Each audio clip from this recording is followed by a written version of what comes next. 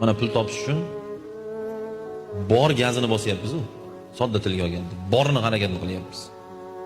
Qanaqangi imkoniyat bo'lsa, o'sha imkoniyat borki pul topyapmiz. Uyqudan qolish kerak bo'lsa qolyapmiz. Sahar turish kerak bo'lsa turyapmiz.